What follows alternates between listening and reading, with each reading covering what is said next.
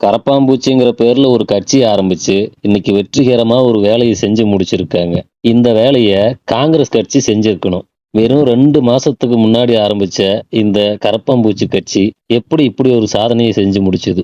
அதுக்கு முன்னாடி இந்த காங்கிரஸ் ஆரம்பிச்சு எத்தன வருஷம் ஆகுது அப்படின்னு பார்ப்போம். இந்திய தேசிய காங்கிரஸ் தொடங்கப்பட்ட ஆண்டு பார்த்தீங்கன்னா, 1885. கிட்டத்தட்ட 141 வருஷம் ஆகுது. கடந்த 1885ஆம் ஆண்டு டிசம்பர் 28ஆம் தேதி மும்பைல தொடங்குறாங்க. அந்த கட்சியோட நிறுவனர் பேரு ஆலன் ஆக்டேவியன் ஹியூம்.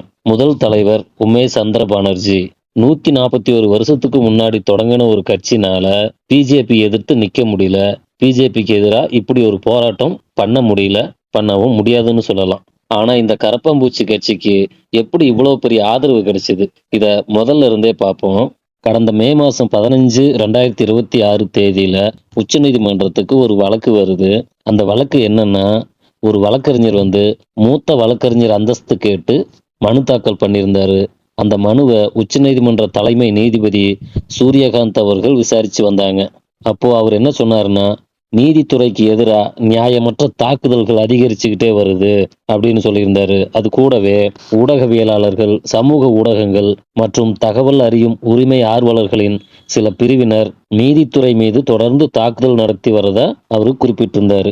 சமூகத்தில் அமைப்பை தாக்கும் சில ஒட்டுண்ணிகள் உள்ளனர் அப்படின்னு சொல்லியிருக்காரு. சிலர் ஊடகவியலாளராகவும், சிலர் சமூக ஊடகங்களில் தீவிரமாகவும், சிலர் ஆர்டிஐ ஆர்வலராகவும் மாறி பின்னர் அனைவரையும் தாக்க தொடங்குகின்றனர் அப்படின்னு சொல்லியிருக்காரு. அந்த வழக்கறிஞரின் அணுகுமுறையால அதிருப்தி அடைஞ்ச மாதிரி தெரிஞ்சது. அந்த மனுவை தள்ளுபடி செய்தது. அதாவது ஒரு வழக்கறிஞர் என்ன பண்றாருன்னா, எனக்கு மூத்த வழக்கறிஞர் அப்படிங்கிற அந்தஸ்து வேணும் அப்படின்னு மனு போட்டிருக்காரு. அந்த மனுவை விசாரிச்ச தலைமை நீதிபதி தான் இப்படி சொல்லியிருக்காரு. சிலர் கரப்பான்பூச்சி போல ஒரு இடத்துல இல்லாம அங்கேயும் இங்கேயும் ஓடிட்டு இருக்காங்க.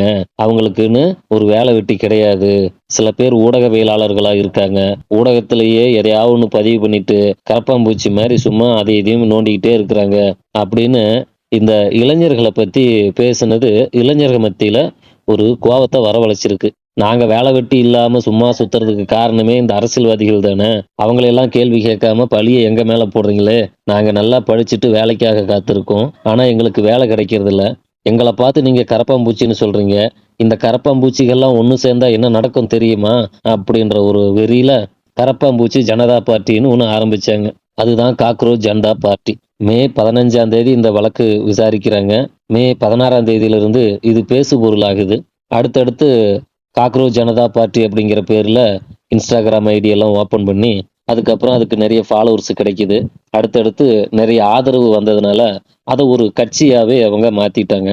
இன்னைக்கு அந்த கரப்பான்பூச்சி எந்த அளவுக்கு வேலை பார்த்துருக்குன்னு பாருங்க.